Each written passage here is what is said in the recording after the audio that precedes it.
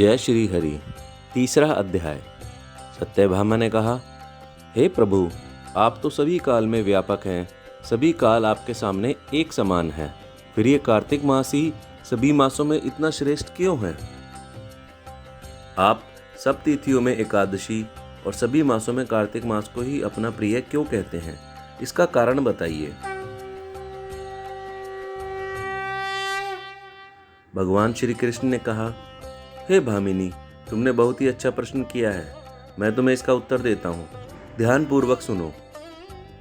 इसी प्रकार एक बार महाराज बेन के पुत्र राजा पृथु ने प्रश्न के उत्तर में देवऋषि नारद से प्रश्न किया था, और जिसका उत्तर देते हुए नारद जी ने उसे कार्तिक मास की महिमा बताते हुए कहा, हे राजन, एक समय शंख नाम का एक राक्षस बहुत बलवान और अत्याचारी हो गया था। उसके अत्याचारों से तीनों लोकों में त्राही त्राही मच गई। उस शंखासुर ने स्वर्ग में निवास करने वाले देवताओं पर विजय प्राप्त कर इंद्र आदि देवताओं एवं लोकपालों के अधिकारों को छीन लिया। उससे भयभीत होकर समस्त देवता अपने परिवार के सदस्यों के साथ सुमेरु पर्वत की गुफाओं में बहुत दिनों तक छिपे रहे। तत्पश्चात वे निश्चिंत होकर सुमेरु पर्वत की गुफाओं में ही रहने लगे। उधर जब शंखासुर को इस बात का पता चला कि देवता आनंद पूर्वक सुमेरु पर्वत की गुफाओं में निवास कर रहे हैं, तो उसने सोचा कि ऐसी कोई दिव्य शक्ति अवश्य है जिसके प्रभाव से अधिकारहीन ये देवता भी बलवान है। सोचते सोचते वह इस निर्णय पर पहुंचा कि वेद मंत्रों के बल के कारण ही देवता बलवान हो रहे हैं। यदि इनसे वेद छीन लिए जाएं तो वे बलहीन हो जाएंगे।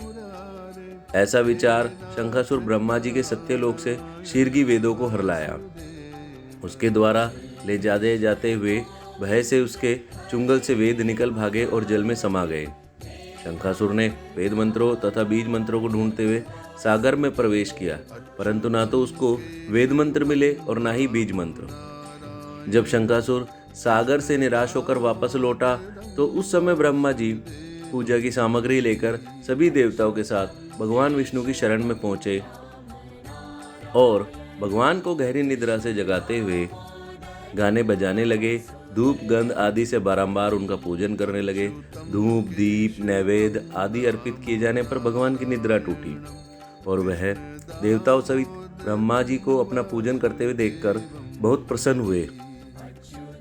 भगवान श्री विष्णु जी बोले, मैं आप लोगों के इस कीर्तन एवं मंगलाचरण से बहुत प्रसन्न हूँ। आप अपना अभिष्ट वरदान मांगिए, मैं अवश्य प्रदान करूँगा। जो मनुष्य आश्विन शुक्ल की एकादशी से देवोत्थान एकादशी तक ब्रह्म मुहूर्त में उठकर मेरी पूजा करेंगे, उन्हें तुम्हारी भांति मेरे प्रसन्न होने के कारण सुख की प्राप्ति होगी। आप लोग जो अर्घ आचमन और जल आदि सामग्री मेरे लिए लाए हैं, वे अनंत गुणों वाली होकर आपका कल्याण करेंगी। शंखासुर द्वारा हरे गए संपूर्ण वेद जल में स्थित हैं। मैं सागर पुत्र शंखासुर का वध करके उन वेदों को अभी लाए देता हूँ। आज से मंत्र बीज और वेदों सहित मैं प्रतिवर्ष कार्तिक मास में जल में विश्राम किया करूँगा। अब मैं मत्स्य का रूप धारण करके जल में जाता हूँ। तुम सब देवता भी मुनीश्वरों सहित मेरे साथ जल में आओ।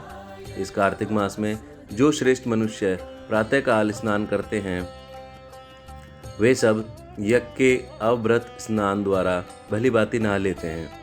हे देवेंद्र, कार्तिक मास में व्रत करने वाले को सब प्रकार से धन पुत्र पुत्री आदि देते रहना और उनकी सभी आपत्तियों से रक्षा करना। हे धनपति कुबेर, मेरी आज्ञा के अनुसार तुम उनके धन धान्य की वृद्धि करना, क्योंकि इस प्रकार का आचरण करने वाला मनुष्य मेरा रूप धारण करके जीवन मुक्त हो जाता है। जो मनुष्य जीवन से लेकर मृत्यु पर्यंत विधि पूर्वक इस उत्तम व्रत को करता है, वह आप लोगों का भी पूजनीय है।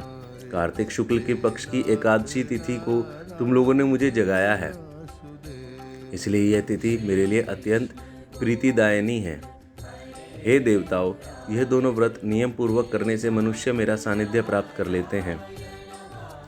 इन व्रतों को करने से जो फल मिलता है वह अन्य किसी व्रत से नहीं मिलता।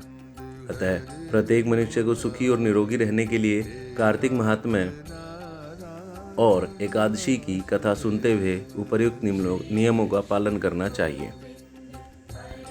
ये था तीसरा अध्याय। अगर आपको हमारी प्रस्तुति पसंद आई हो तो इस चैनल को सब्सक्राइब करें। जय श्री बद्रीनारायण। श्री कृष्ण गोविंद